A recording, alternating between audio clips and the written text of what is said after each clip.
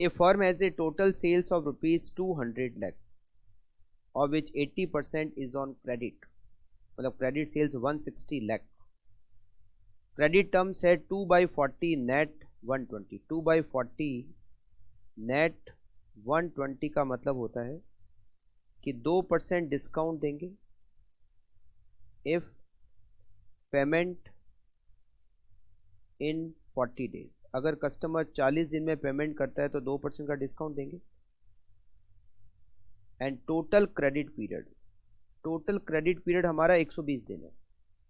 मतलब हम 120 दिन का टाइम देते हैं, बट अगर कस्टमर 40 दिन में पेमेंट करेगा तो 2% का डिस्काउंट देंगे. इसका मतलब ये हुआ.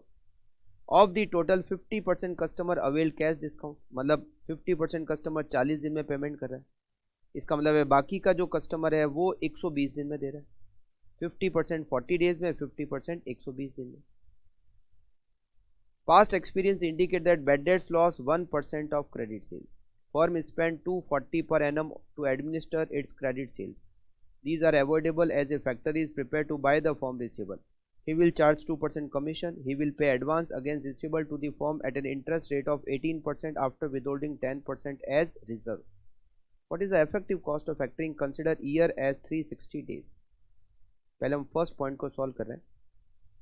इसमें वर्किंग नोट बनाते हैं. Advance by factor. फैक्टर कितना एडवांस देगा? Advance by factor.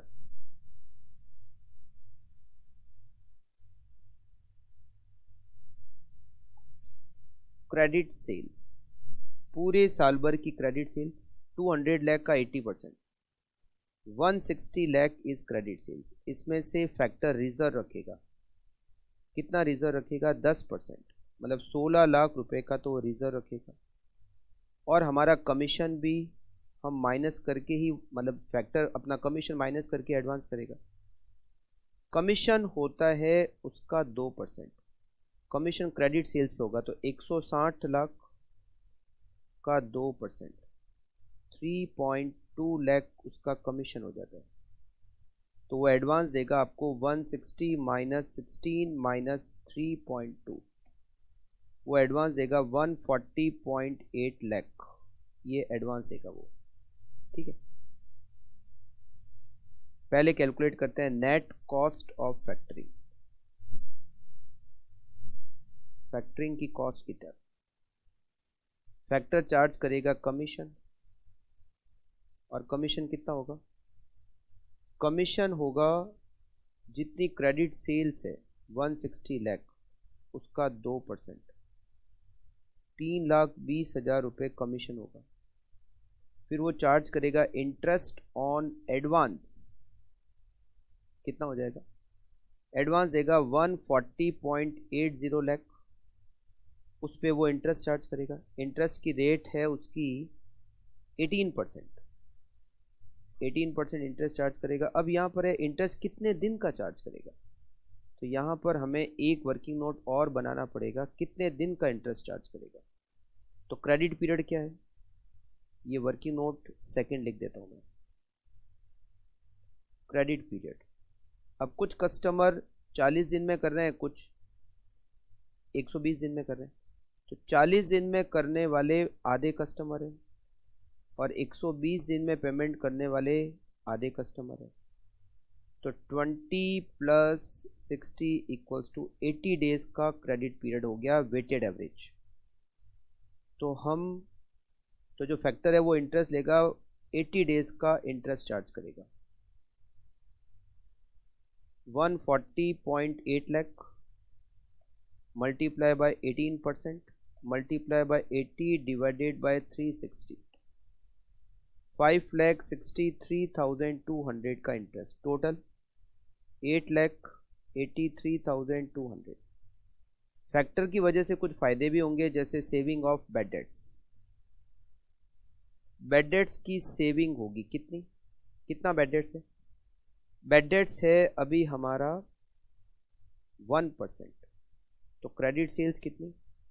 160 लाख, उसका 1% होता है 1,60,000. ये सेविंग हो जाएगी. और सेविंग होगी एडमिनिस्ट्रेशन कॉस्ट.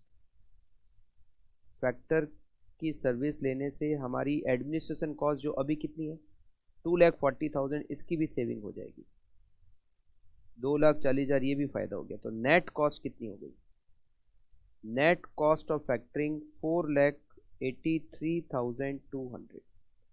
हमें करना है calculate effective cost of factoring. Effective cost of factoring को कैलकुलेट करना है, मतलब कॉस्ट ऑफ फैक्टरिंग को परसेंटेज में कैलकुलेट करना है। ये जो नेट कॉस्ट आती है फैक्टरिंग की, ये कैसे आती है? Advance by factor into credit days divide by 360 multiply by effective cost divided by 100। Net cost है 4,83,200। फैक्टर ने एडवांस किया है 1,40,80,000 इंटू क्रेडिट डेज है हमारा 80 डिवाइडेड बाय 360। इफेक्टिव कॉस्ट हमें पता करना है, डिवाइडेड बाय 100। तो effective cost equals to 4,83,200 into 360 into 100 divided by 1,40,80,000 into 80 equals to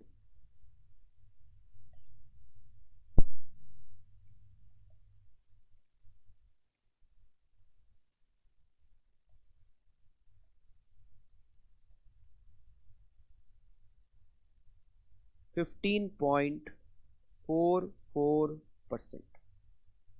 अब यहाँ सेकंड पॉइंट में दे रखा है कि बैंक हमें एडवांस देने को तैयार है, उसकी रेट ऑफ इंटरेस्ट 14% है। क्या फैक्टर की सर्विस यूज करनी चाहिए? फैक्टरिंग की जो इफेक्टिव रेट है वो 15.44% है, जबकि बैंक दे रहा है 14% पर। Rate of interest rate of bank is less than effective cost of factoring.